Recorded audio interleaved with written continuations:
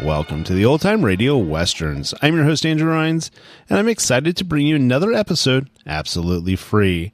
This is one of over 80 episodes released monthly for your enjoyment. Now, let's get into this episode.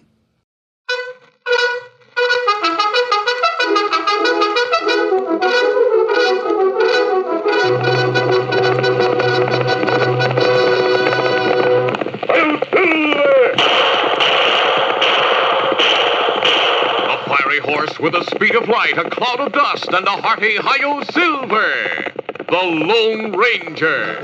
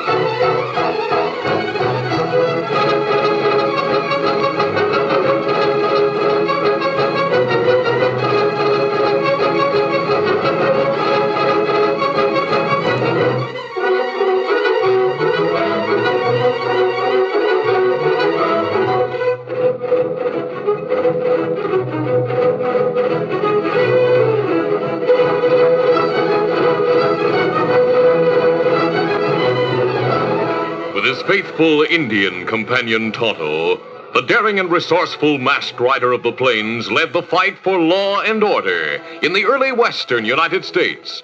Nowhere in the pages of history can one find a greater champion of justice. Return with us now to those thrilling days of yesteryear. From out of the past come the thundering hoofbeats of the great horse Silver. The Lone Ranger rides again. Come on, Silver. Let's go, big fellow. Hi-yo, Silver! Away!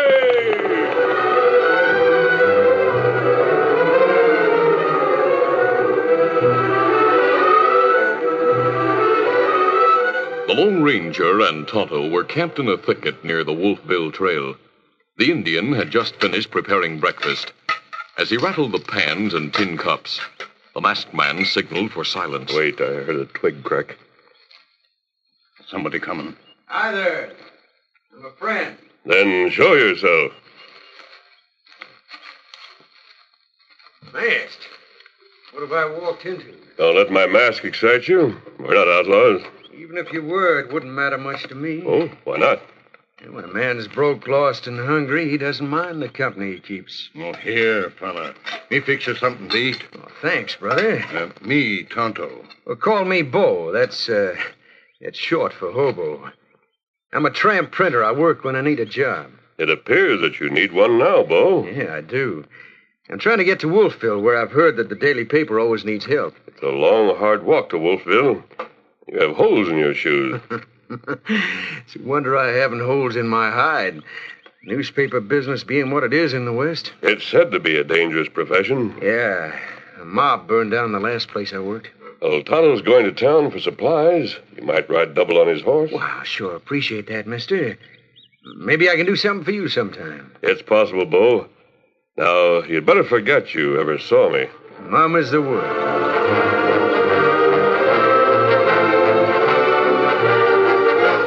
It was an hour later when Tonto and the tramp printer rode into Wolfville. A gaunt gray town, it suggested an old wolf crouching beside the trail and waiting for prey.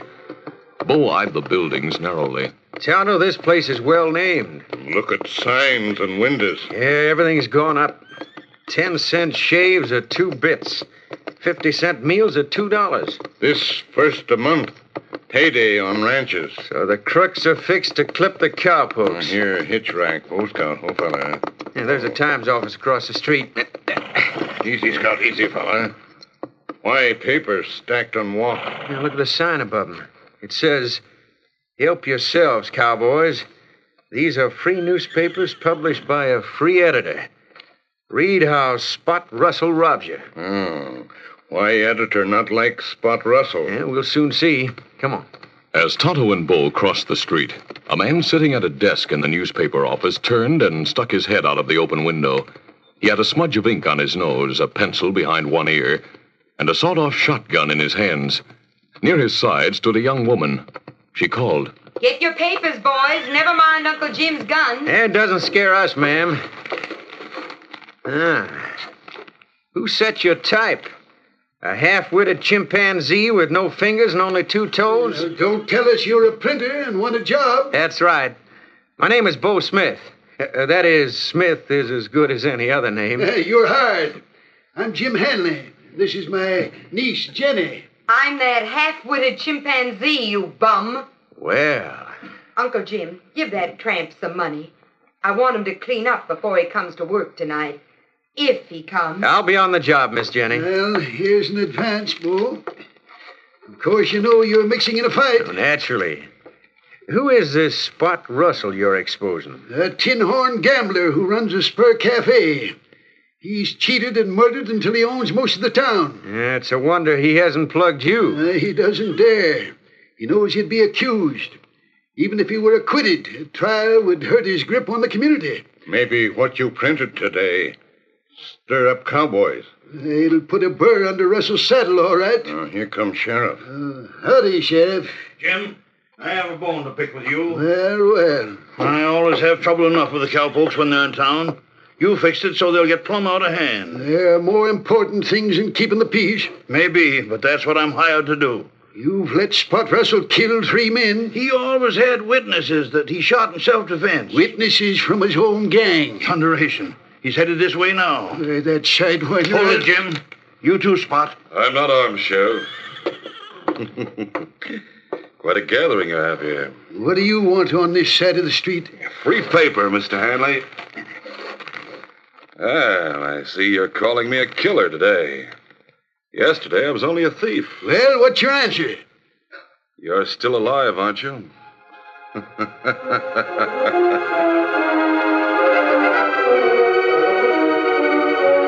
Meanwhile, 2 hard-faced men had been watching the group from the second floor of an abandoned building across the street. They knelt at a window, their eyes glued to inch-wide cracks in some boards that had replaced broken glass. One had a Sharp's buffalo rifle. His companion was asking, "Hey, Lefty, can you get a clear shot at the editor?" Sure thing, Gyp. His head's above the others. I'll line him up in my sights now. Now, what about the girl? She's off to one side. The editor's set up like a duck in a shooting gallery. Spot will keep him there. Boss will have a lot of alibi witnesses, even the sheriff. He said not to fire until the first bunch of cowpokes hit town whooping and shooting. My gun will not be heard in the racket. Not only that, the crazy cowhands will get the blame. Oh, it'll be a perfect job. Hey, look. Spot's dusting off his hat. That's a signal some riders are coming. Well, I'm ready. As Lefty cocked his rifle, Spot Russell replaced his hat and stepped to one side of the editor's window. He was grinning. I see some of your cowboy friends on the trail, Mr. Hanley. Yeah, that's the Rafter X outfit. A wild bunch. Like charging Indians, a dozen riders in fancy chaps and shirts of vivid colors raced up Main Street. They were brandishing revolvers and yelling. Blackbird, Wolf Bill, here we go! From out of the dust cloud that enveloped the wild horsemen came the crash of 6 guns fired in salute to the town. Stop it, you hooligans! Stop it! Help! Help! What's wrong, miss? Uncle Jim! He's been shot! Come on, you fellas. All right. Him fall from chair. Give me a hand with him, Injun. Uncle Jim! Is he? Me sorry, miss. Him dead. Oh, no. Killed almost under my nose. Well, Sheriff, you can't hang this on me. Nobody's blaming you, Spot. Those reckless cowpokes did it. Hanley claimed I didn't treat them fair. Now look at him. Those hoodlums were bound to plug someone sooner or later. They didn't mean to shoot my uncle. No, but just the same, I'm going to round up the After X outfit. Spot, you're deputized to help me. I'll be glad to help the law. Injun, you and the tramp stay here till I come back with the coroner. We stay. As the sheriff and Spot Russell left the office, Tonto drew a sheet of newsprint over the dead editor's face. In so doing, he noticed that 2 bullets had been fired through the window. One remained embedded in Hanley's body. The other, missing him, had hit the bottom shelf of a bookcase across the room. Investigating, Tonto found the second slug buried inside a stack of congressional records. In a corner of the room, Bo Smith was talking to Hanley's niece. Miss Jenny, is there anything I can do? Nothing, except leave me alone. What about the paper? Who'll get it out? You? I'll let it fold up. You may hit the trail. I'm a tramp, ma'am, not a quitter. Neither are you. Give me time to get over what has happened. The paper can't wait. What happened is big news. But he was my uncle. You always put other people's heartbreaks into print. You'll have to do the same with your own. I suppose you're right, Bo Smith. Then let's get busy on the story, Jenny Hanley.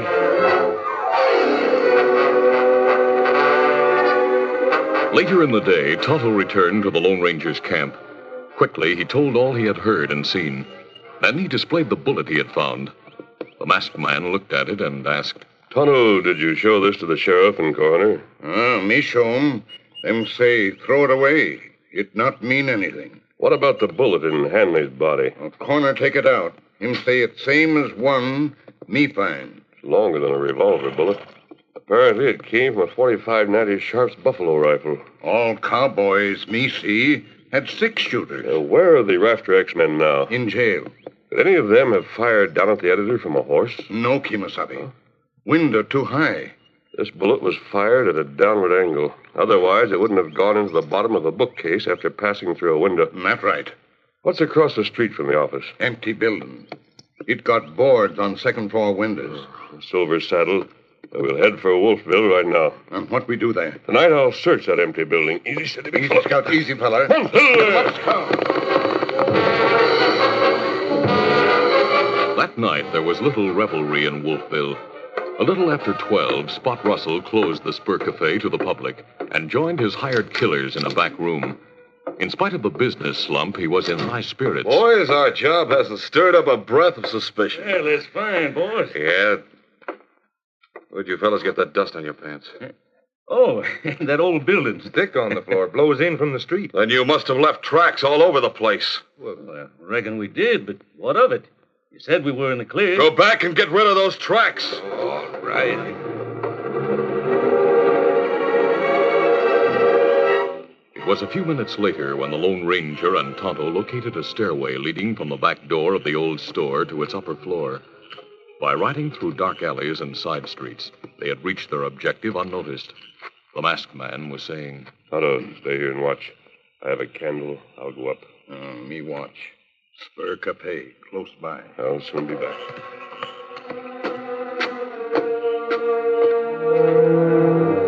Meanwhile, Lefty and Gyp had emerged from a hatch in the roof of the cafe. They stole across the flat roofs of several connected buildings. Soon the killers were above the room from which they had shot the editor. Faint starlight revealed a trapdoor in the roof, weighted down against windstorms by a heavy stone.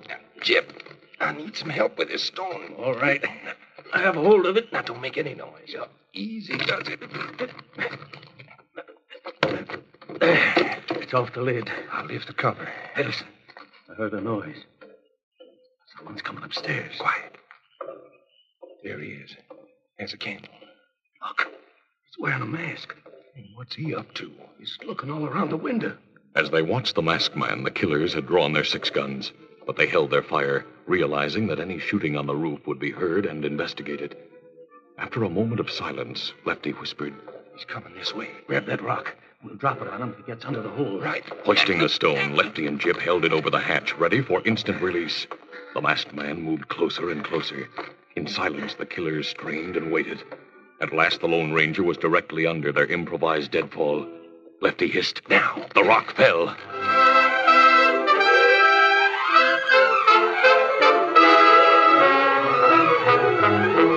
The curtain falls on the first act of our Lone Ranger adventure. Before the next exciting scenes, please permit us to pause for just a few moments.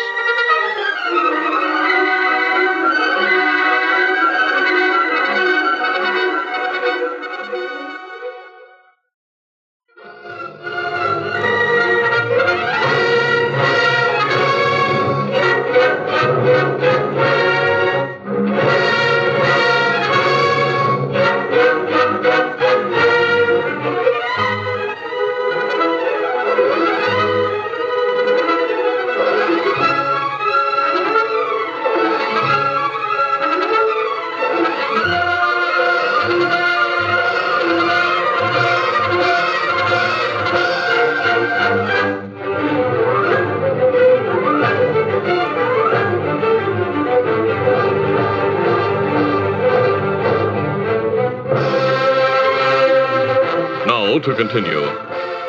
In killing Jim Hanley, an editor, Spot Russell had engineered an almost perfect crime. But the Lone Ranger had found a flaw, which took him into a deserted store building in Wolfville. Unaware that two of Russell's killers lurked on the roof, he stepped under an open hatch just as they dropped a big rock. At that instant, an air current created by the open trapdoor snuffed out the masked man's candle. It was a warning of danger, he understood, and he reacted in a flash. He leaped away. Brushing his hat brim, the boulder struck the floor with a splintering crash. Lefty and Jip, who had expected to hear the thud of stone on flesh, knew from the sound that their deadfall had failed. Jip, we missed him. He may start shooting through the roof. Well, let's get back to the cafe. Come on. As the killers sneaked back the way they had come, the Lone Ranger, unable to get to the opening in the ceiling, ran to the stairway. From below, Tonto was calling. What happened, Kimasabi? Someone on the roof tried to kill me by dropping a rock. What we do? Useless to try to climb up there and give chase.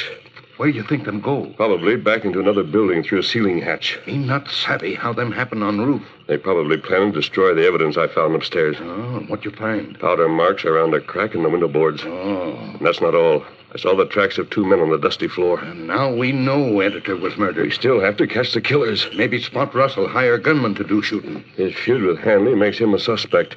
But don't forget, you're one of his alibi witnesses. Him plenty smart. There may be a way of finding out whether he's guilty. Is the Times office over there? That's right. Lights burn press room. And our friend Bo may be working. Let's find out. As the Lone Ranger and Tonto slipped through the shadows and approached the press room, Bo Smith bent over a printer stone. On it lay an iron frame holding the type for the front page of the next edition. Swinging a mallet, the hobo tightened the form. Nearby stood Jenny Hanley, a proof sheet in her hand. Mr. Smith, you certainly know your trade. I always do a good job when I work. Why don't you settle down? I'm not the type to be locked in a form. There. Yeah, this form is locked. When should I start the press? Any time now. I'll feed it while you run the steam engine. Ah, the engine can take care of itself after I fire up. I'll handle the press. You go. Are you sure you can do everything alone? I'll have the papers ready for the stores and delivery boys by daybreak. Now, you run along and get some sleep, huh? Just as you say. Your advice has been good so far. Good night, Jenny. Good night, Bo. As Jenny went into the front office and let herself out onto the street, Bo stood staring after her. He was unaware that anyone else had entered the press room until he heard a voice at his shoulder. What are you dreaming about, Bo? Huh? Oh, it's you, mister. How'd you and Tonto get in here? Through a window. They're all open. Yeah, a man would smother in here if they weren't. Did you come in for a look at the place? We're here as voluntary reporters. We have a story for you. The Lone Ranger quickly related what he and Tonto had learned. Bo was amazed. So two fellas bushwhacked Hanley from that old store. There's no doubt about it. If I print what you've told me, the killers may get away. They're too clever to run away. They know flight would bring suspicion on them. And they might come after me. That's what I expect. We'll be ready for them. Of course, if you don't want to take the risk... No, I'm not afraid, mister. It's high time the West got rid of some of the polecats who try to curb the freedom of the press by killing editors. I'm glad to hear you say that, Bo. We're fighting for something that's bigger than our lives. I'll start setting a new story right now. And what me do, Kimasabi? You go back outside and watch the street, Tonto. Keep a sharp eye on the Spur Cafe. Report anything you see Russell do after the paper's delivered there. Where me find you? I'll be hiding here in this building where I can protect Bo. Me savvy. How's this for a headline, mister? Editor Hanley foully murdered. The subhead'll read, Times learns truth from secret witness. Very good, Bo. I hope that story will not only be the undoing of the old editor's killers, the making of a new editor.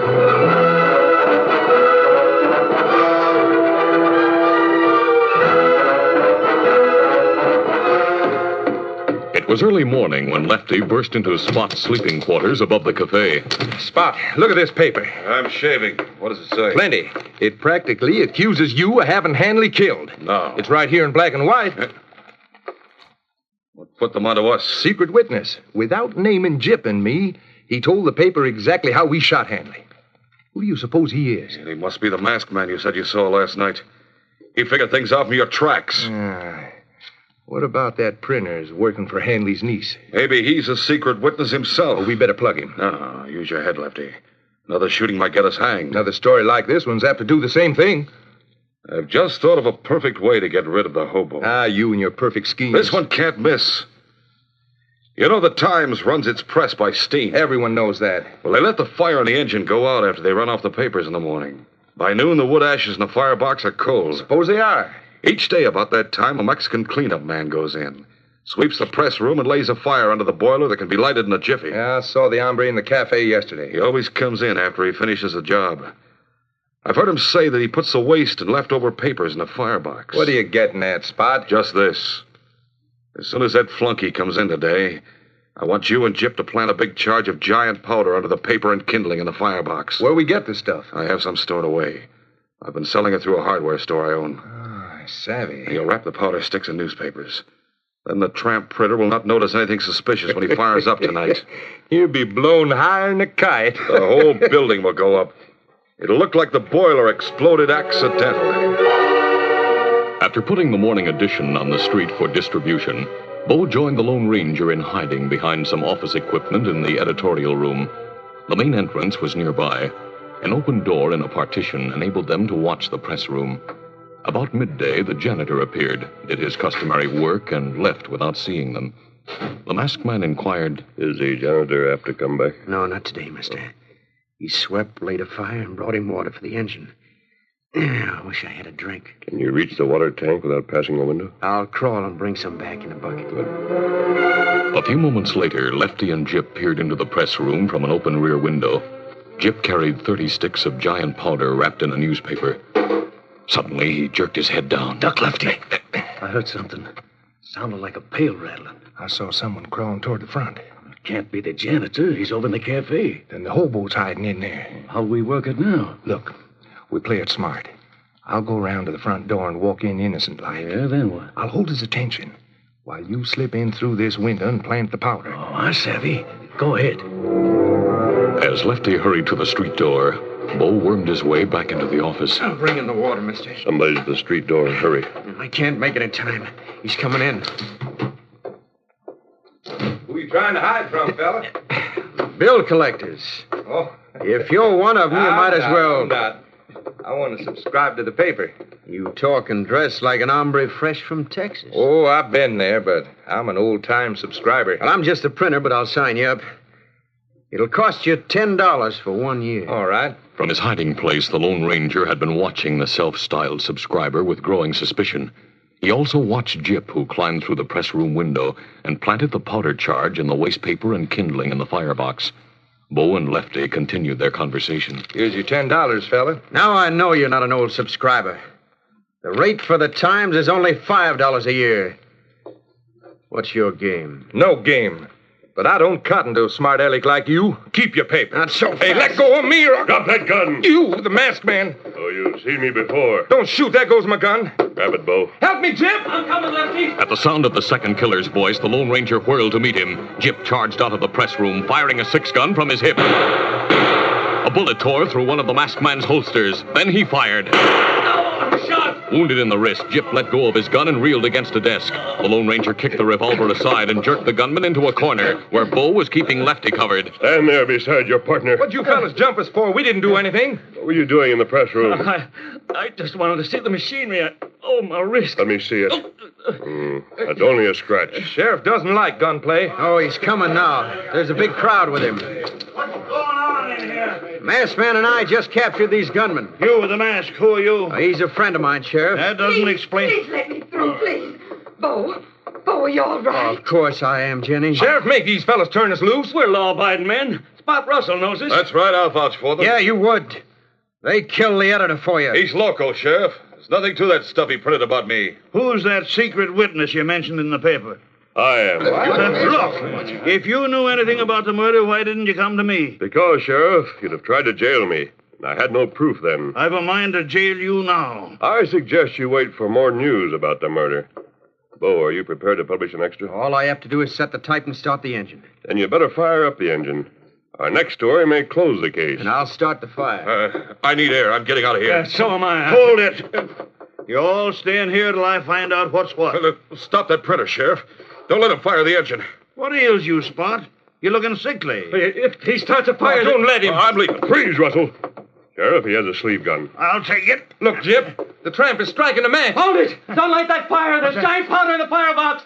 We'll all be blown to bits. How did it get there? Well, I don't... Speak up, Gyp. You put it there. No. And how did you know about it? Well, Did your pal plant that powder? I didn't do it. It was Gyp. Spot made us do it. Lefty helped me. That's right. Did Spot also order you to kill the editor? Don't you involve me in a murder. You made us kill Hanley, Spot, and you know it. Gyp's telling the truth. I'll teach you squealing coyotes. Beside himself with rage, Spot Russell leaped toward Gyp and Lefty, but the Lone Ranger stepped forward. You? Grabbed the man by one shoulder, swung him around, and drove a sharp blow to his jaw. Spot staggered back and fell to the floor. There, Sheriff, is your case. You coyotes are under arrest. Once Gyp told the truth.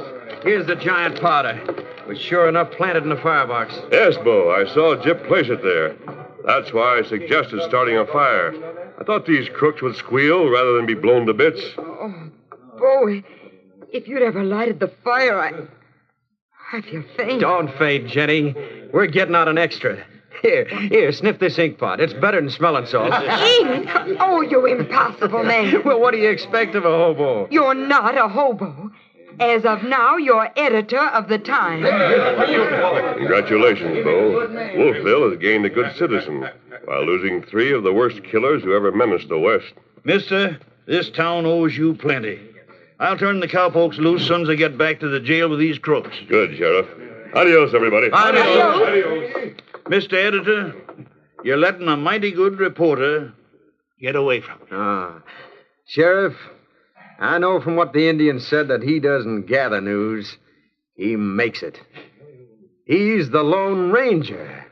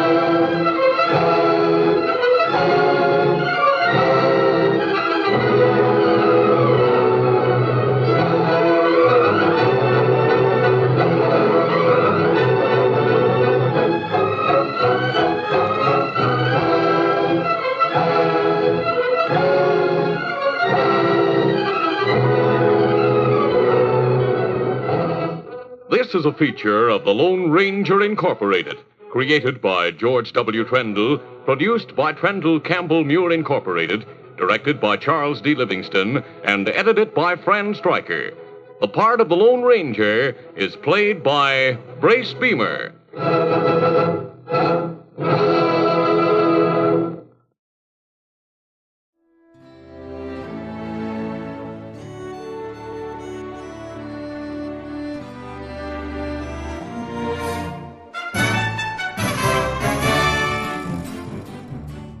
This has been a presentation of OTRWesterns.com, and we hope you enjoyed.